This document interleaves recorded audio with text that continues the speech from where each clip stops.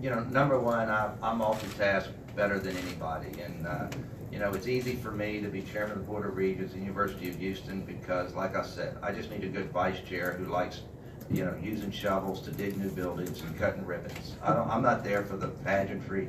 I'm there for the heavy lifting at University of Houston, and that's what I do.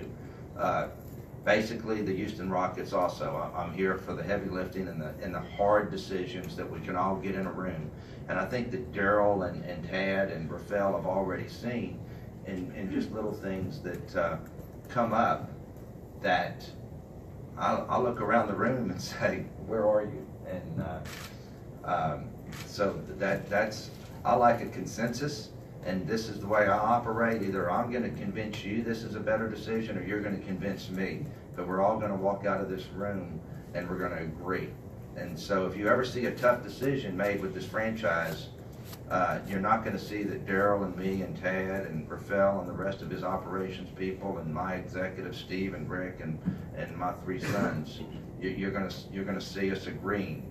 We're going to agree to agree, or agree to. We'll never agree to disagree. We're going to convince the other one this is the way it's going to be, and this is the way it's better to be. If everybody wants to go one way and I want to go the other, we're going to go the other way. Okay? I get 3 or 4 people going against me and I can't convince them, then I know one thing, I'm wrong. So that's just the way it is. I think if I could just address the NHL issue, because this has come up a few different times.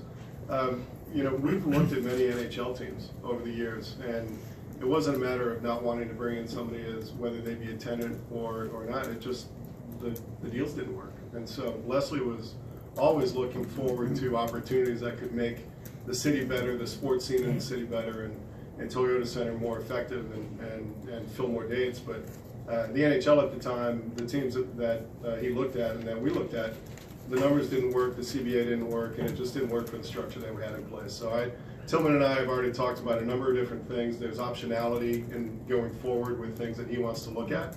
And we're going to look at everything that makes sense for this building, for his companies, for the city of Houston, and how we can possibly build that. But like anything, if the numbers don't work and the deal doesn't work, then I'm not going to recommend it to him.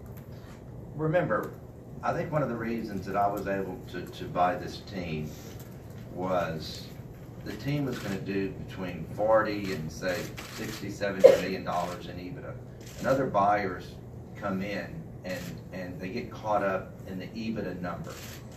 Well, I knew that this team wasn't selling on EBITDA.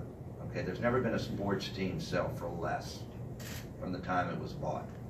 And so while everybody else was trying to figure out the numbers, I went and figured out the money side of it.